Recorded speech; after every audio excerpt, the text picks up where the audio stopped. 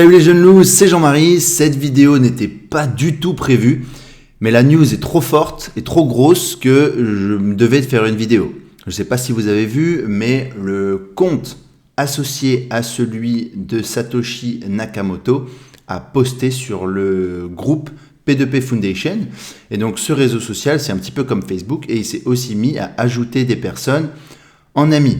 Alors, fake news ou est-ce que c'est le vrai Satoshi Nakamoto? On va essayer de lire l'article pour déchiffrer cette grosse nouvelle qui pourrait avoir des gros effets sur le marché en lui-même. Alors, on y va, on regarde. On se retrouve sur le site de Cointelegraph. Donc, pour ceux qui parlent anglais, c'est un très bon site d'information. Maintenant, prenez toute information crypto avec des pincettes et analysez-la par vos propres moyens. Vérifiez sur Twitter, d'autres groupes Facebook, etc. Donc là, on est sur le site et ils nous disent que le profil de Satoshi Nakamoto a posté un seul mot et a commencé à ajouter des amis sur son compte de la P2P Foundation. Alors, qu'est-ce que ça veut dire ? Déjà, on vérifie la provenance du compte. Alors, ils annoncent quand même que c'est le bon email et c'est la même adresse email satoshi.n@gmx.com qui a uploadé les fichiers originels du Bitcoin en 2009. Donc déjà, on est quand même sur une bonne piste. C'est déjà quelqu'un. Maintenant, ils annoncent quand même quelque chose d'important, c'est qu'en novembre 2014, donc 4 ans après que Nakamoto ait disparu complètement des réseaux sociaux, et ce même compte email a été hacké. Alors, est-ce qu'il a repris le contrôle et il a reposté avec une récupération de mot de passe, par exemple, et il a reposté sur son compte? Peut-être, mais j'en doute. Donc voilà ce qu'il en est. Le mot qui a été posté, c'est Nour, N-O-U-R, qui veut dire light, donc lumière, en arabe. Alors, c'est probablement, et apparemment, il y aurait des gens qui l'auraient tweeté, qui auraient vu tweeter en arabe ce même compte. Donc, il y a des rumeurs qui disent que Satoshi Nakamoto est, en tout cas, de consonance arabe.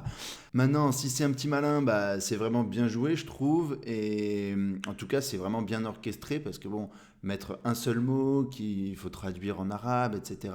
Maintenant, la question qui est intéressante, c'est de voir qui il a ajouté en ami aussi. Et il a ajouté un Brésilien qui vit à Sao Paulo, du nom de Tamanaha. Et je vais vous montrer le post officiel. Donc, on voit une image ici de quelqu'un qui a posté, qui est inscrit à la P2P Foundation. Et donc, on voit ici Satoshi Nakamoto qui a posté un statut, donc Nour, 11h ago. Et on voit qu'il a ajouté en ami Wagner Tamanaha. Et on voit que la dernière activité date, vous voyez, de janvier 2011. Quoi. Enfin, c'est quelqu'un qui le taguait sur un post, mais du coup, il n'avait jamais répondu. Et on voit celui d'après, on ne voit pas, mais il y a marqué 2010 ici. Donc, voilà, c'est assez mystérieux. Je ne sais pas ce que vous en pensez. Dites-moi bien dans les commentaires. Parce que moi, je suis assez fasciné par tout ça. Et j'ai envie d'y croire qu'il ressortirait du silence et qu'il a envie de... peut-être que c'est bien qu'on ait une face au Bitcoin et que les gens puissent s'identifier, identifier le créateur. Maintenant, j'ai plusieurs raisons pourquoi il reste caché. Peut-être qu'il ne veut pas qu'il y ait un point central, au final, qui se tourne autour de lui en tant que décideur. Et peut-être qu'il a peur aussi pour lui parce qu'il se dit... c'est quand même un produit qui n'est pas régulé, etc.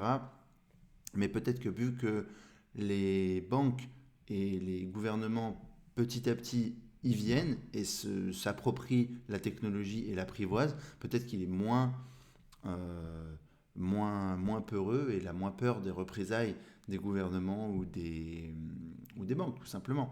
Parce que à la base, l'idée principale et la philosophie était quand même de s'affranchir des gouvernements et des banques. En pratique, ce ne sera pas le cas, mais c'était l'idée principale. Donc ça pourrait facilement devenir l'homme à abattre pour certaines organisations. Voilà pour cette vidéo, pensez à vous abonner, à nous contacter sur Twitter, Instagram, et en attendant, je vous dis à la prochaine vidéo. Ciao, ciao.